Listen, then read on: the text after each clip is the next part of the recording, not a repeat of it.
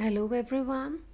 So we were doing this chapter, The Summer of the Beautiful White House, and now we will continue with the next paragraph. So I have to start from here. Every family has a crazy streak in it somewhere, and my cousin Murad was considered the natural descendant of the crazy streak in our tribe. So in the previous video, I told you that when both of them was riding the horse, then suddenly Murad, who was considered one of the craziest members of their tribe, he began to sing. Actually, he began to roar. Means he suddenly began to sing really in a loud voice. बहुत जोर जोर से गाने लग गया था. He was very excited, very delightful. Every family has a crazy streak in it somewhere. Crazy streak का मतलब होता है an element of a specified kind in someone's character. यानी कि किसी के कैरेक्टर में आप उनके ट्राइब से रिलेटेड किसी एक पर्सन की कुछ क्वालिटीज़ देख सकते हो. उसे कहते हैं क्रेजी स्ट्रीक. वो आगे आपको क्लियर होगा. And my cousin Murad was considered the natural descendant of the crazy streak in are tribe. Natural descendant, descendant का मतलब यही होता है जब हम कोई क्वालिटीज़ अपने बड़ों से, अपने एंसेस्टर से इनहेरिट करते हैं. अब जैसे कोई क्वालिटीज़ अगर ममा में है या पापा में है, पेरेंट्स में है, तो वो बच्चों में भी कुछ ना कुछ देखने को मिलती हैं सेम क्वालिटीज़. तो इसे कहते हैं डिसेंडेंट, कि हमें ये चीज़ इनहेरिट हुई है अपने पेरेंट्स से या अपने बुज़ुर्गों से. तो इस तरीके का जो मुराद इतना क्रेज़ी था, तो इनके जो ट्राइब है, इनके जो पूरी कम्युनिटी है गार्गिलोनियन फैमिली की, इसमें भी ऐसा कोई एक पर्सन था जो बहुत ज़्यादा ऐसा ही क्रेज़ी हुआ करता था, ऐसे ही क्रेज़ी स्ट्रीक था. तो उसी की कुछ क्वालिटीज़ मुराद में भी आई. Before him was our uncle Khosrove. अब वो कौन था? एक अंकल खोसरोफ थे. तो अंकल खोसरोफ इसी तरीके के थे, थोड़े क्रेजी थे. An enormous man with a powerful head of black hair and the largest moustache in the San Joaquin Valley. अब सैन जोक्विन वैली क्या है? One of the long interior valleys of California. बहुत बड़ी सी कोई interior valley बनी है California में. तो वो बहुत बड़ी सी वैली है. तो वहाँ का जो वैली का नाम है सैन जोक्विन वैली. वहाँ के जो अंकल खोसरोफ हैं वो बहुत ही ज़्यादा एनॉर्मस, एनॉर्मस मीन्स ह्यूज, बहुत ही ज़्यादा ह्यूज मैन थे. Powerful head of black colour, black hair, black colour के हेयर थे उनके, और बड़ी बड़ी मूछें थी उनके. पूरे कैलिफोर्निया की जो वैली है उसमें वो एक ऐसे इंसान माने जाते थे. A man so furious in temper, so irritable, so impatient that he stopped anyone from talking by roaring, "It is no harm, pay no attention to it." तो वो ऐसे मैन थे जो इतने ज़्यादा गुस्से वाले थे अपने टेम्पर में. बहुत ज़्यादा जल्दी से उन गर्म हो जाते थे गुस्से में. इरिटेबल थे, इरिटेट हो जाते थे. बिल्कुल भी पेशेंस नहीं थी उनमें. और वो किसी को भी जब उन्होंने किसी की बात रोकनी होती थी, किसी का मुंह बंद कराना होता था, किसी को बोलने से चुप करना होता था, तो वो ज़ोर ज़ोर से ऊंची ऊंची आवाज़ में एक ही बात बोलते थे. This is the famous dialogue spoken by him. It is no harm, pay no attention to it. बार बार अंकल खोसरोफ एक ही बात बहुत ज़ोर से चिल्ला के बोला करते थे. That was all, no matter what anybody happen to be talking about. Once it was his own son Arak running 8 blocks to the barber's shop where his father was having his mustache trimmed to tell him that their house was on fire. तो यही एक उनकी एक बात है कि कोई कुछ भी बात बोले, किसी भी चीज़ के बारे में बातें कर रहा हो, तो वो ये डायलॉग बार बार रिपीट करते थे अंकल खोसरॉ. तो यहाँ पे अब हमें नरेटर यानी अरम हमें अब एक इंसिडेंट बता रहा है कि एक बार क्या हुआ. उनका जो बेटा है अरक, उनके बेटे का नाम अरक है. वो दूर से 8 ब्लॉक्स, कहीं 8 ब्लॉक्स रास्ते में, जो भी इतनी दूर का रास्ता पड़ा होगा, 8 बिल्डिंग्स आई होंगी, 8 ब्लॉक्स आए होंगे.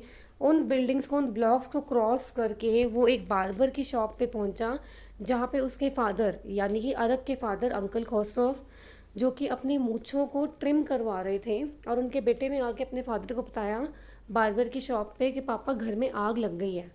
This man Khosrove sat up in the chair and roared it is no harm, pay no attention to it. और ये जो मैन है अंकल खसरो, ये अपनी चेयर पे बैठे रहे और वहीं पे बैठे बैठे ज़ोर से चिल्लाने लगे, इट इज़ नो हार्म, कोई बात नहीं, कोई हार्म की बात नहीं है, पे नो अटेंशन टू इट, इस बात पे ध्यान देने की कोई ज़रूरत नहीं है। The barber said, but the boy says your house is on fire. Barber भी उस अंकल खोसरो को कहता है, लेकिन आपका बेटा तो आपको कह रहा है कि घर में आग लगी है। So uncle Khosrove roared, enough, it is no harm I से।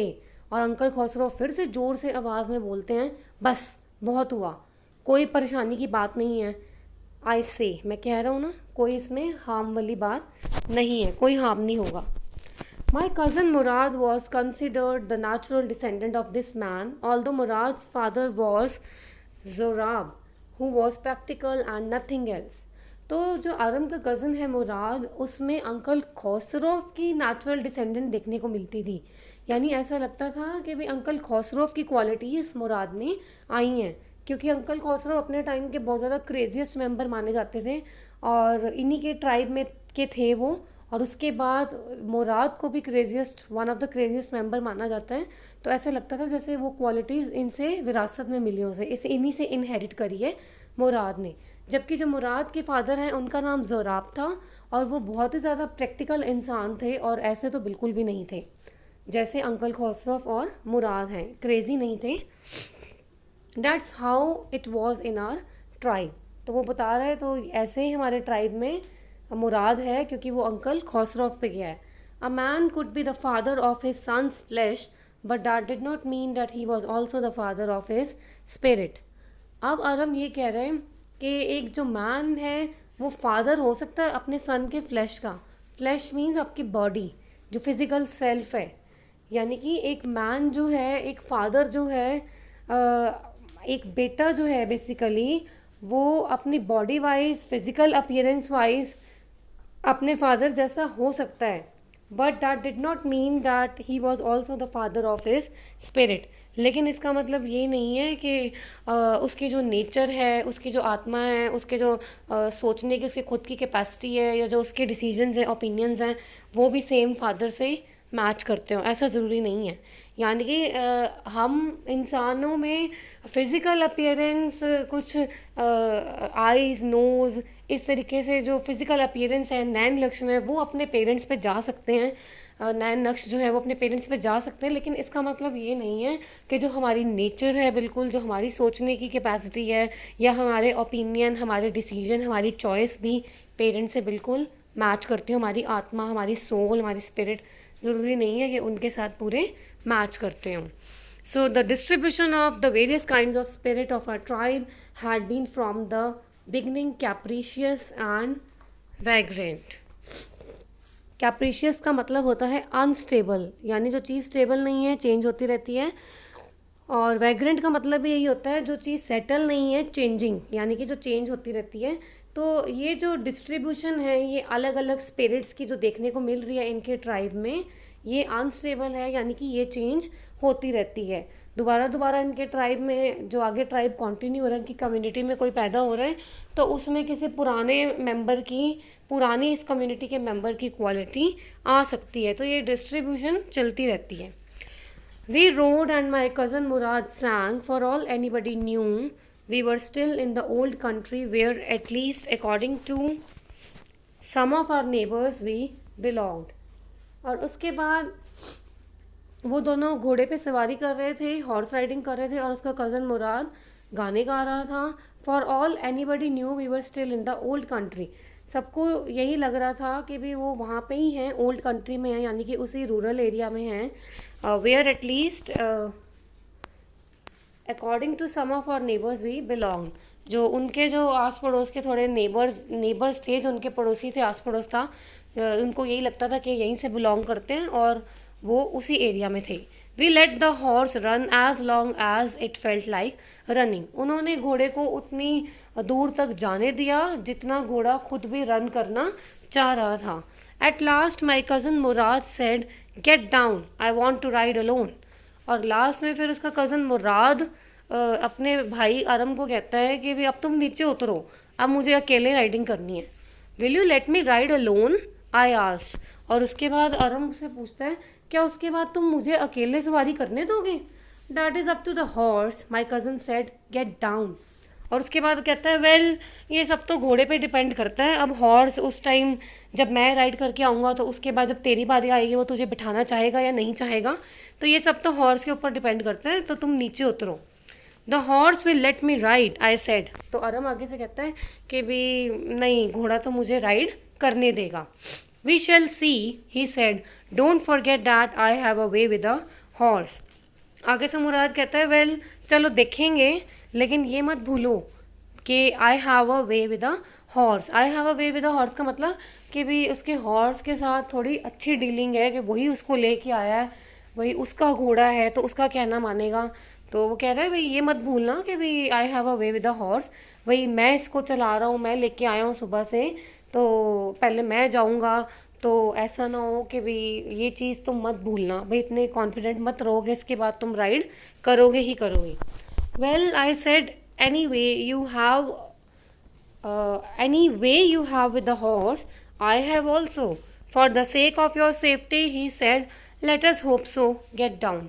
फिर उसके बाद अरम कहता है कि भाई कोई बात नहीं, चल तेरा हॉर्स के साथ अच्छा वे है तो उनकी बातों को समझ लेता है, भाई तू समझता है कि शायद वो दोबारा मुझे राइड नहीं करने देगा, लेकिन मुझे भी थोड़ी बहुत ही समझ है। For the sake of your safety, he said, let us hope so, get down. वो कहता है चलो वेल तेरी सेफ्टी को ध्यान में रखता हूँ, तो मैं यही कहता हूँ लेट अस होप सो, चलो उम्मीद करते हैं कि जब मैं राइड करके आऊँगा तो उसके बाद घोड़ा तुम्हें भी राइड करने दे, फिलहाल तुम नीचे उतरो। All right, I said, but remember you have got to let me try to ride alone. तो अरम आगे से कहता है चलो ठीक है उतर रहा हूँ मैं, लेकिन याद रखना एक बात कि उसके बाद मैं घोड़े की सवारी अकेले करूँगा। I got down and my cousin Murad kicked his heels into the house and shouted, Vazire run. और उसके बाद अरम घोड़े से नीचे उतर जाता है और उसका जो कज़न मुराद है वो अपनी हील्स को किक करता है हॉर्स पे और ज़ोर से शाउट करते हुए बोलता है वज़ीरे रन, वज़ीरे भाग। The horse stood on its hind legs, snorted and burst into a fury of speed that was the loveliest thing I had ever seen. अब यहाँ पे आप देख सकते हो ये जो इमेज है बिल्कुल इसी तरीके से बताया गया है। जो हॉर्स है वो अपने पिछले पैरों पे खड़ा हो गया, हिंड लेग्स का मतलब होता है पिछला पैर, ये जैसे आप इस इमेज में देख सकते हो बिल्कुल ऐसे।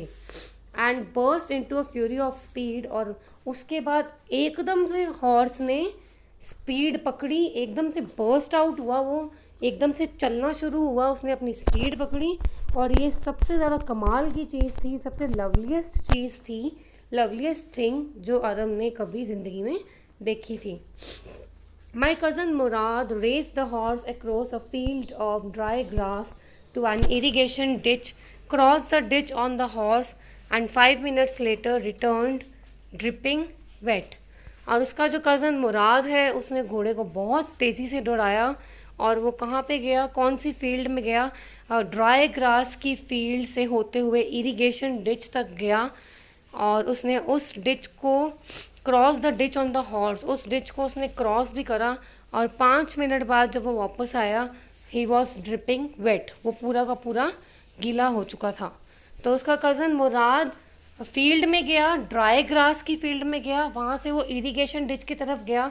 इरिगेशन डिच मैंने आपको कल भी बताया था, जहाँ पे पॉन्ड होता है, तालाब होता है, तो वहाँ पे पानी वगैरह को फसलों तक पहुँचाया जाता है, फील्ड तक पहुँचाया जाता है सिंचाई करने के लिए, फसल तक पहुँचाने के लिए, उसको ग्रो करने के लिए।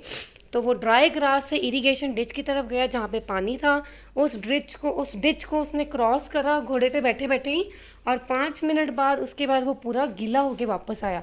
क्यों? क्योंकि उसने उस इरिगेशन डिच में, उस पॉन्ड में घोड़ा वहाँ से निकल के टाप के गया होगा, तो थोड़े बहुत पानी की छींटें उछल उछल के उनके ऊपर भी पड़ी।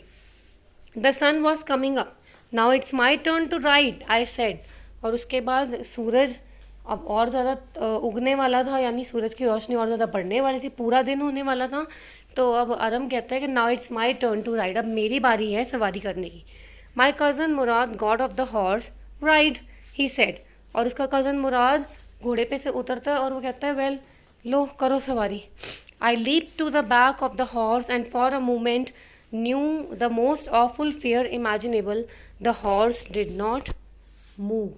और उसके बाद वो उछल के, आरम जो है वो उछल के घोड़े के बैक पे सीट पे बैठ जाता है, और एक पल को उसके दिमाग में बहुत एक बुरा सा डर आ रहा होता है, वो इमेजिन कर रहा होता है डर को, और वही बात होती है जो जिस चीज़ का उसे डर लग रहा होता है, the horse did not move, जो मुराद उसके दिमाग में बात डाल देता है कि वो तो घोड़े के ऊपर डिपेंड करता है, पता नहीं वो दोबारा सवारी करने देगा या नहीं करने देगा, आई have a way with a horse, ये वो जो वो बातें बोल रहा था, कन्वर्सेशन कर रहा था, तो उसको यही डर हो रहा होता है आरम को घोड़े पे बैठने से पहले, और वही बात होती है, हॉर्स जो है वो चलता ही नहीं है. Kick into his muscles, my cousin Murad said, "What are you waiting for? We have got to take him back before everybody in the world is up and about." Up and about का मतलब, up का मतलब होता है awake, और about का मतलब होता है यहाँ पे जैसे मूवमेंट हो जाना, भाई लोग मूवमेंट करना शुरू कर देंगे, चलना चहल पहल हो जाएगी मार्केट में, गलियों में, बाज़ार में. तो वो उसके बाद कहता है मुराद कि भाई इसकी मसल्स पे किक करो, और किस बात का इंतज़ार कर रहे हो, जल्दी करो, फिर हमें इसे वापस भी लेके आना है इस घोड़े को, तो इससे पहले कि पूरी दुनिया उठ जाए, जाग जाए और चहल पहल होने लग जाए. I kicked into the muscles of the horse, once again it reared and snorted. और उसके बाद आरम क्या करता है, हॉर्स के मसल्स पे किक करता है, और दोबारा से जो हॉर्स है वो आवाज़ निकालता है और स्नॉट करता है. स्नॉट करने का मतलब क्या होता है, स्नॉट का मतलब होता है explosive sound made through noise and by the horse. जब घोड़ा नाक में से आवाज़ निकालता है, जैसे जो घोड़े की आवाज़ होती है, जैसे घोड़ा करता है, जो आवाज़ वो निकालता है, प्रोड्यूस करता है साउंड, उसे स्नॉटेड कहते हैं. तो जैसे ही वो मसल्स पे किक करता है तो घोड़ा ज़ोर से चिल्ला के स्नॉट करता है, आवाज़ निकालता है. Then it began to run, उसके बाद वो भागना शुरू हो जाता है. I did not know what to do, और आरम को कुछ भी समझ नहीं आ रही होती कि वो क्या करे. Instead of running across the field to the irrigation ditch, the horse ran down the road to the vineyard of Dikran Halabian, where it began to leap over vines. अब आरम को कुछ नहीं समझ आ रहा होता वो क्या करे, बजाय उस फील्ड वाले रास्ते से जाने के, जो वो फील्ड वाला रास्ता ड्राई ग्रास वाला जहाँ पे मुराद गया था, उसके बाद इरिगेशन डिच पे, बजाय उस रास्ते पे जाने के हॉर्स कहाँ पे चला जाता है, हॉर्स नीचे किसी सड़क पे चला जाता है वाइन यार्ड की. एक फार्मर है डिक्रन हेलेबियन नाम का, ठीक है, ये फार्मर का नाम याद रखना, फार्मर है डिक्रन हेलेबियन नाम का, उसके फार्म हाउस में, उसके किसी फील्ड में, वहाँ पे वो हॉर्स चला जाता है, रोड पे सड़क वाला रास्ता ले लेता है, वहाँ पे उसके वाइन यार्ड में घुस जाता है वो, where it began to leap over vines. वहाँ पे जहाँ पे उसके वो अंगूर की आप कह सकते हो जो क्यारियाँ आप कह सकते हो जो लगी हुई थी बड़ी बड़ी, जो उसके खेत में जिस तरीके से भी होता है सब कुछ, फसल वगैरह उगती है, तो जो उसके वाइन यार्ड बने हुए थे वहाँ पे चला गया वो रोड से होते हुए, और उसके बाद वो उछल उछल के वाइन्स के ऊपर से गया horse. The horse leaped over 7 vines before I fell, then it continued running. जो हॉर्स है वो 7 वाइन्स के ऊपर से उछल के गया, और उसके बाद और आरम जो है वो गिर गया, लेकिन जो हॉर्स है वो रनिंग करता ही रहा, वो भागता रहा. माई cousin Murad came running down the road. उसका जो कज़न है मुराद वो भागता हुआ आया रोड की तरफ. I am not worried about you, he shouted. We have got to get that horse. You go this way and I will go this way. If you come upon him, be kindly. I will be near. और उसके बाद जो मुराद आता है जो, तो वो मुराद अपने कज़न अरम की हेल्प करने के लिए नहीं आता कि वो उसका कज़न अरम गिर गया तो आई शुड हेल्प हिम, तो उसकी हेल्प करने के लिए नहीं आता. वो आगे से कहता है मैं तेरे लिए परेशान नहीं हो रहा. वो चीख के चिल्ला के कहता है we have got to get that horse. हमें वो हॉर्स चाहिए, हमें वो हॉर्स को ढूंढना ही पड़ेगा. You go this way and I will go this way. वो कहता है तुम इस रास्ते जाओ और मैं उस रास्ते जाऊँगा, और अगर वो तुम्हें मिलता है हॉर्स तो उसके साथ काइंडली पेश आना, प्यार से पेश आना, और मैं यहीं पे तुम्हारे आसपास ही होऊंगा. I continued down the road and my cousin Murad went across the field toward the irrigation ditch. और उसके बाद जो आरम है वो रोड वाले रास्ते पे चला जाता है हॉर्स को ढूंढने, और जो उसका कज़न मुराद है वो वहीं फील्ड वाले रास्ते से होते हुए, इरिगेशन डिश से होते हुए उस रास्ते पे जाता है. जहाँ पे वो पहले गया था हॉर्स को लेके। It took him half an hour to find the horse and bring him back. तो मुराद को घोड़ा मिल जाता है और कम से कम आधा घंटा लगता है उसको हॉर्स को ढूंढने में और उसको वापस लाने में। All right he said, jump on, the whole world is awake now. What will we do, I said. Murad उसके पास कहता है चलो चलो जल्दी करो, फटाफट जंप करके बैठो हॉर्स पे, सारा का सारा वर्ल्ड अब जाग चुका है, सारी दुनिया उठ गई है अब। What will we do, I said. और अरम बिल्कुल अब पूछता है उससे, घबराया भी होता है थोड़ा बहुता कि भी हमने तो लोगों की चहल पहल से पहले वापस आना था। तो वो कहता है कि अब हम क्या करेंगे। Well he said, we will either take him back or hide him until tomorrow morning. और आगे से मुराद कहता है कि भी या तो हम इसे वापस ले जाएंगे या फिर छुपा देंगे इसे कल की सुबह तक, जब तक कल की सुबह नहीं हो जाती। He didn't sound worried and I knew he would hide him and not take him back, not for a while at any rate. अब अरम को मुराद की ये बात सुन के इतना तो यकीन हो जाता है कि मुराद बिल्कुल भी वरिड नहीं लग रहा, बिल्कुल भी परेशान नहीं लग रहा। मुझे पता है वो पक्का इसे छुपाएगा ही छुपाएगा और वापस तो करेगा नहीं। क्यों? क्योंकि अभी उनका सपना ठीक से पूरा ही नहीं हुआ हॉर्स राइडिंग करने का, उनकी डिज़ायर फुलफ़िल नहीं हुई। तो उसको इतना तो पता था उसकी आवाज़ सुन के कि ये बिल्कुल भी परेशान नहीं लग रहा, कि इसका मतलब आज के दिन तो ये घोड़ा वापस करेगा नहीं, नहीं तो ये परेशान होता। और उसको पता होता है वो छुपाएगा और वापस तो करेगा नहीं, not for a while at any rate, अभी तो फ़िलहाल बिल्कुल भी नहीं करेगा क्योंकि उनका ड्रीम पूरा नहीं हुआ। Where will we hide him, I said. तो आरम उससे पूछता है हम इसको छुपाएंगे कहाँ। I know a place, he said. Murad कहता है मुझे एक जगह पता है। How long ago did you steal this horse, I said. और आरम मुझसे ये पूछता है कि भी तूने कितनी देर पहले इस घोड़े को चुराया था, कितना टाइम हो गया तुझे इस घोड़े को चुराए हुए। It suddenly dawned on me that he had been taking this early morning's ride for some time and had come for me this morning only because he knew how much I longed to ride. तो उसके बाद एकदम से उसके mind में ये ख्याल आता है। dawned ऑन मी का मतलब होता है माइंड में अचानक से ख्याल आना। अचानक से अरम के दिमाग में ख्याल आता है, वो सोचता है कि भाई मुराद तो बहुत दिनों से सुबह की राइड ले रहा है हॉर्स की, और मेरे पास तो वो बस आज की मॉर्निंग ही आया है। क्योंकि उसको पता है कि भाई मुझे भी, ये मेरा भी सपना था, मेरा भी ड्रीम है कि मुझे भी घुड़सवारी करना पसंद है, और उनका भी सपना था कि वो कभी ज़िंदगी में करेंगे, और अरम का भी यही था। तो वो सोचता है कि मुराद तो पता नहीं कितने ही दिनों से सुबह इस तरीके की हॉर्स राइडिंग कर रहा है और मेरे पास तो वो सिर्फ आज ही आया है। Who said anything about stealing a horse, he said. तो वो कहता है तुम्हें किसने कहा कुछ घोड़ा चोरी करने के बारे में, तुम्हें किसने कहा कि मैंने घोड़ा चुराया है। मुराद कहता है anyway I said how long ago did you begin riding every morning. तो अरम जो है वो भी बड़ा चालाक है, वो भी अपनी बात को ट्विस्ट कर देता है, चेंज कर देता है और कहता है एनीवे नहीं नहीं, मैं तो ये पूछ रहा था कि तुझे कितने दिन हो गए हैं, कितनी सुबह निकल चुकी हैं, कितने दिन निकल चुके हैं जो तू रोज़ सुबह ये घुड़सवारी करता है। तो अपने क्वेश्चन पूछना वही चाह रहा है कि कितने दिन हो गए तुझे घोड़ा चुराए हुए, लेकिन उसने अपने क्वेश्चन को ट्विस्ट करके चेंज करके पूछ दिया क्योंकि उसको पता था वो ये तो बताएगा नहीं कि उसने चुराया है। और अभी हमें ये भी नहीं पता कि उसने चुराया है या नहीं चुराया, ये हमें चैप्टर के एंड में पता लगेगा जैसे जैसे चैप्टर आगे करेंगे। तो वो अपने क्वेश्चन को ट्विस्ट करते हुए ऐसे करके पूछता है कि कितनी सुबह से हॉर्स राइडिंग करता आ रहा है तू। ओके, सो आई थिंक आज के लिए इतना बहुत है, आगे देखेंगे मुराद का आंसर क्या था, उसने क्या जवाब दिया। So read till here, read the chapter by your own, watch the video, and if you face any doubt do clarify it. Thank you so much.